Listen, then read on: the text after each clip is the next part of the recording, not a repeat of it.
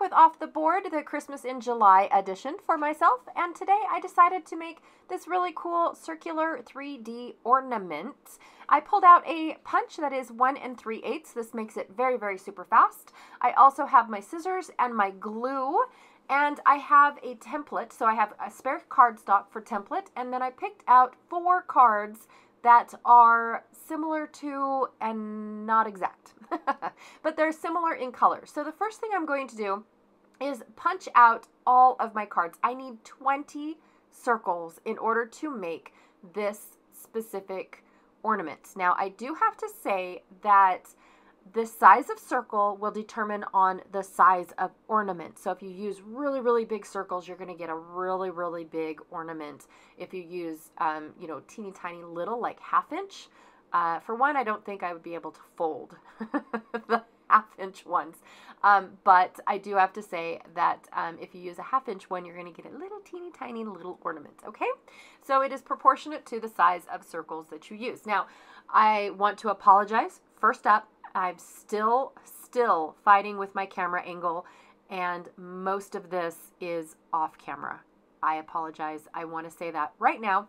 But for now, I am picking and choosing where I want to punch out my circles and counting how many I need. I think I end up with just 1 extra, but I wanted to pick and choose, you know, where I wanted my images, because that's what's going to show up on the ornament.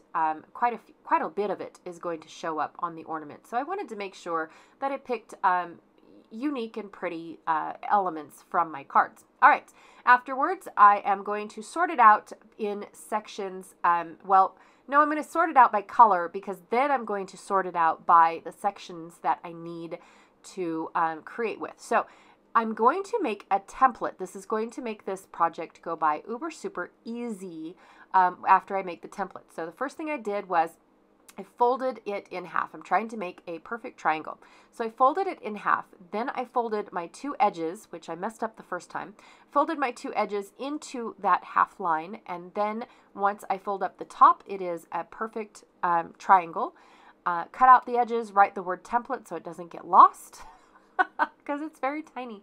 And then I'm going to go around every single one and just fold it over the template. Now I don't have to worry about extra fold lines if I were to have messed up, and I don't get that half line in the center. So I went off camera and did all of my little triangles that I needed, well, my circles, and folded all the folds, and I'm going to work in the center.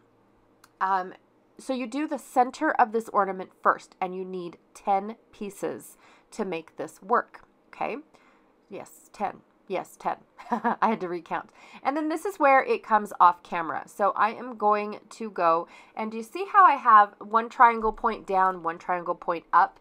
All of those pieces that are touching each other is where I'm gluing them, and I'm gluing them in a straight line, but because they're triangles, they're going to automatically curve into a circle.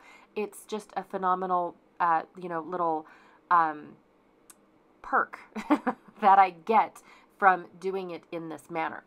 So the circle's already going to be made for me, just because of how I folded my little circles. All right, so I just realized that I'm out of camera. I'm still out of camera.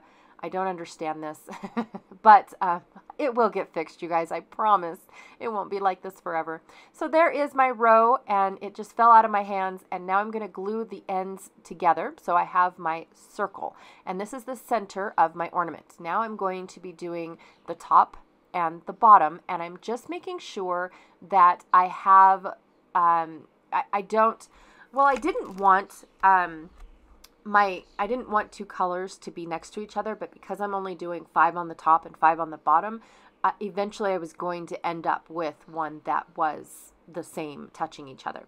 So this right here, because I'm gluing edge to edge all the way around, it makes a dome because of the way that I folded the circles, right? So I just love how this is a no-brainer. It's all in how you folded it is how it's going to turn out, and it just fits. It's magic. It's a magic ball. If this was all in mirrored paper, that would be so cool. You have little disco balls all over the place. How cool. I think that would make a great party favor, or not party favor, but party decorations. Like I said, the larger circles you use, the larger you would have, and you could make your own little decorations. Absolutely perfect for a birthday party, or I would probably even use them as my bunko party because we're weird little girls and we like to have parties, and so we do themed bunko get-togethers, and so we love decorating our houses just for one evening and it's actually one afternoon of bunko fun, and so I think that this would be a great addition to to my theme, and have all these little balls hanging from the ceiling and whatnot. Just an idea. Okay, so how am I going to hang this?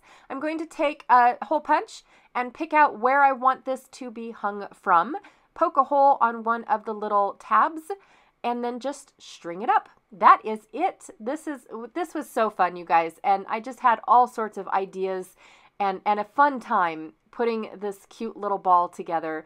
It was so super easy. The hardest part was to fold all of those circles. But once I made the template, it was perfect. It just went by so fast. All right, that is all that I have for you guys today. Be sure to check out everyone else off the board, see what they are up to and what they are creating using the pins that they have pinned on Pinterest. They're finally taking those pins and putting them to use, whether it was how they intended to use it the first time they pinned it or how they plan on using it today. All right, thank you so much, and I'll check y'all later. Bye.